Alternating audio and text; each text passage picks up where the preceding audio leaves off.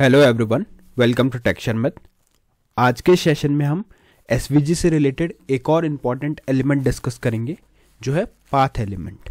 ठीक है, हम देखेंगे पाथ एलिमेंट क्या है, क्यों हमें इसे यूज़ करना चाहिए, क्या इसके बेनिफिट होते हैं। ठीक है, तो सबसे पहले अपन डेफिनेशन से स्टार्ट करते हैं कि क्या होता है पाथ एलिमेंट। तो पाथ एक ऐसा एलिमेंट है जिसकी हेल्प से आप वेरियस टाइप की शेप्स बना सकते हो डिफरेंट चीज़ों का यूज़ करके। जैसे सपोज हमारे पास लाइंस हैं, सर्कल है ना, इस तरह से कोई भी आर्क है, तो उन सबको एक कॉम्बाइन फॉर्म में ऐड करके कोई और नई शेप डिज़ाइन करनी हो तो उसके के लिए हम क्या यूज़ करते हैं, हम यूज़ करते हैं पाथ का। ठीक है, तो इस सेशन में अपन मेनली यही देखेंगे कि कैसे पाथ एलिमेंट का यूज़ होता है, कौन से एट्रीब्यूट उसके साथ में हमें पास करने होते हैं, क्योंकि इसमें काफ़ी सारे सीरीज़ में हमें एट्रीब्यूट्स पास करने होते हैं, तो वो भी अपन डिस्कस करेंगे।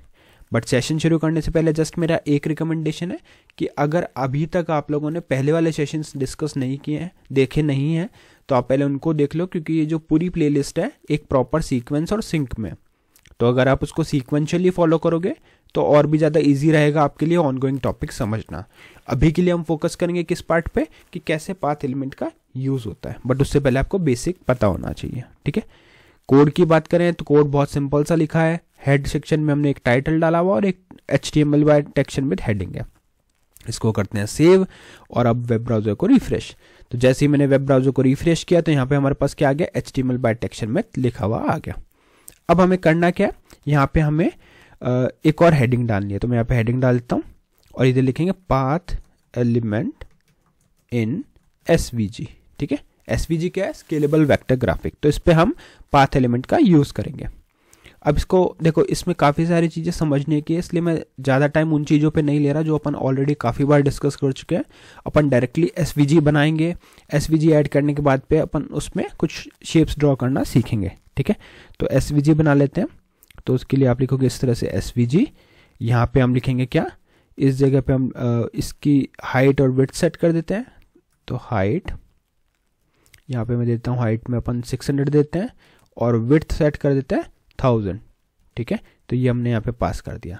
साथ में यहाँ पे एक स्टाइल लगाएंगे और इधर देंगे border 5px solid black.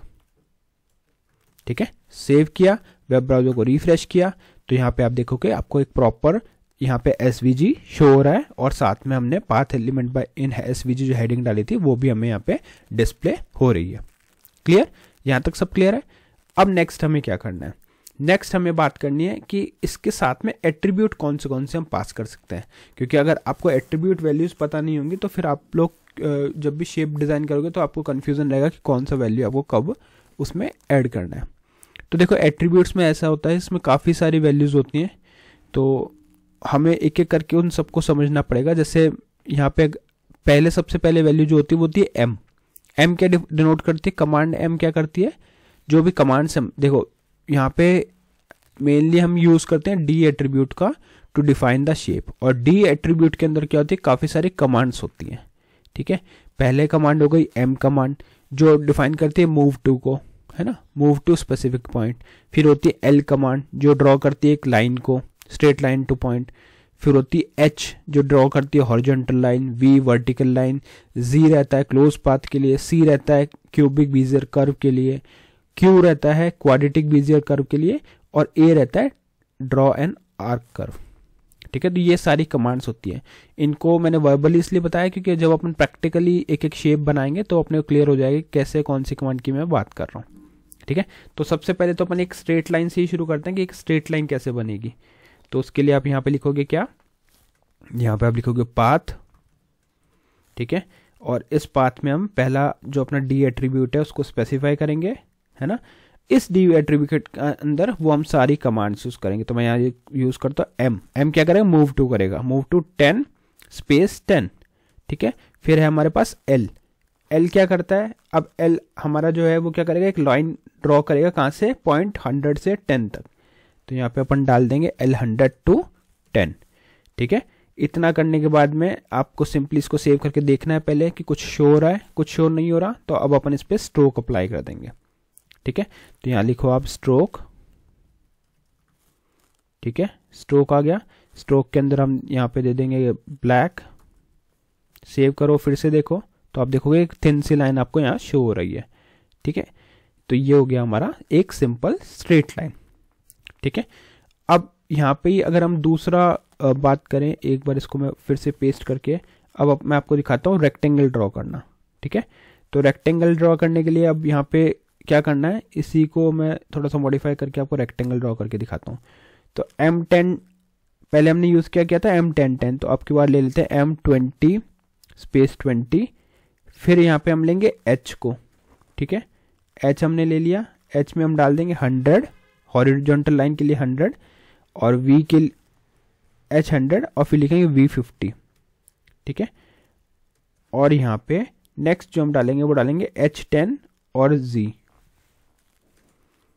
H10 और Z। ठीक है, सेव करो, देखते हैं आउटपुट क्या आ रहा है। तो आपको कुछ इस तरह से आपको यहाँ पे दिख रहा है। ठीक है, तो ये सारी वैल्यूज कैसे पता चल रही है अपने को, ये अपन को पता चल रही है। अब चाहे तो आप ये स्ट्रेट लाइन का एक बार मैं हटा के डायरेक्टली आपको पूरा वैसे ही दिखाता हूँ जैसे ओरिजिनल है अपने पास, तो एक ही शेप में कन्फ्यूजन नहीं होगा। तो यहाँ लिख देते हैं M10, इधर भी लिखेंगे M10, फिर हम लिखेंगे H100। ठीक है, उसके बाद में लिखेंगे V50, फिर H10 और फिर Z। ठीक है, स्ट्रोक, और यहाँ पे फिल कर देते हैं इसको नन। तो यहाँ पे स्ट्रोक के बाद में लिख देंगे fill equal none.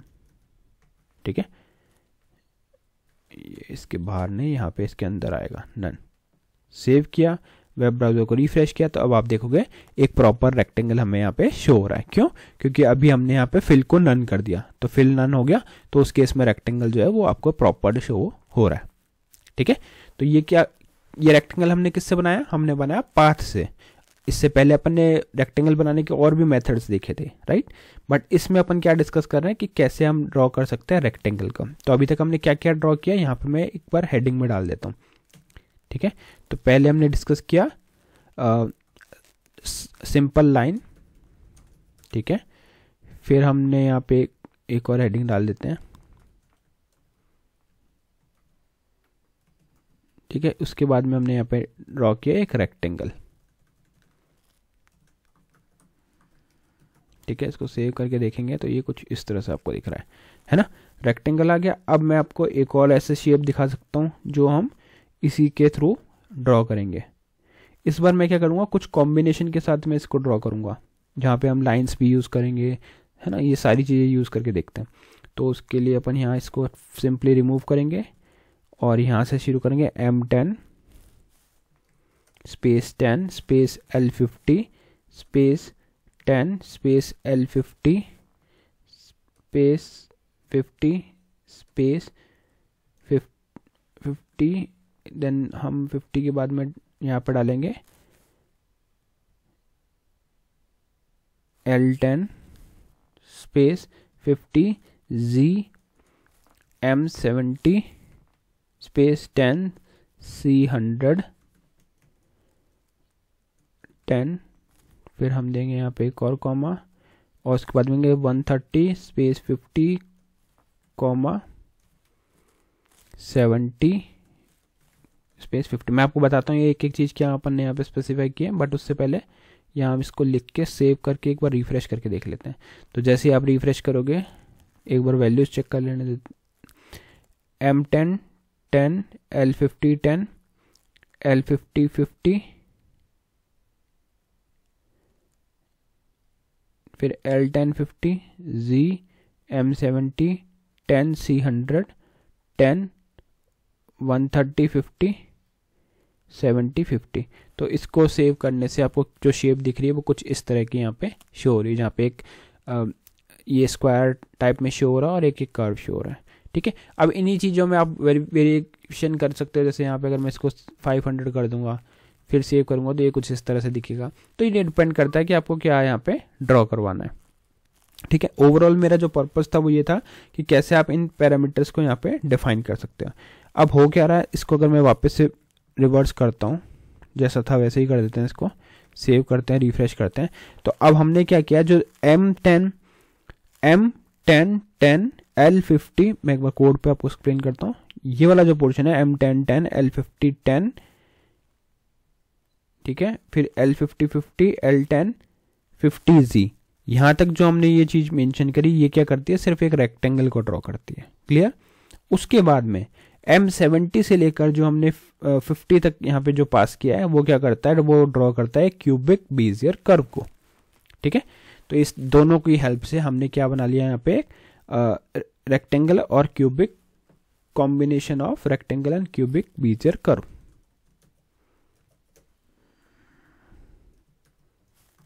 Combination of,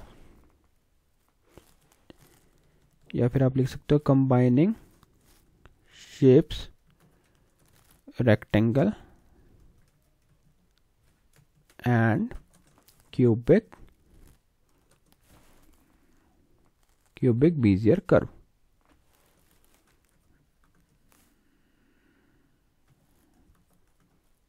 ठीक है, ये हमने यहाँ पे मेंशन कर दिया। तो अभी आपको क्लियर हो गया होगा कि कैसे हम डिफरेंट शेप्स को भी कंबाइन कर सकते हैं पाथ के साथ में। सिंपल सा एक ही इसका कॉन्सेप्ट आपको याद रखना है कि जब भी हमें काफ़ी कॉम्प्लेक्स शेप्स को डिज़ाइन करना हो अपने वैल्यूज़ को पास करके, तो उस केस में हम पाथ एलिमेंट का यूज़ करते हैं, जहाँ पे हम काफ़ी सारे कमांड्स यूज़ कर सकते हैं। कमांड मैंने आपको बताई थी, और इन केस अगर आपको उसका रिटर्न में नोट चाहिए तो मैं इसका एक इस सेशन का इंग्लिश वर्जन भी क्रिएट कर रहा हूँ, वहाँ पे मैं आपको उसका नोट भी प्रोवाइड कर दूंगा कि कौन कौन सी कमांड है। अभी टाइम कम था इसलिए मैंने जस्ट आपको एग्जाम्पल शो कर दिया। ठीक है, तो इसका नेक्स्ट इसी सेशन का जो इंग्लिश वर्जन है वहाँ पे आपको ये मिल जाएगा। तो आई होप ये आपका आज का टॉपिक क्लियर हुआ होगा। नेक्स्ट सेशन में हम बाकी टॉपिक डिस्कस करेंगे। So thank you for watching take शर्मत।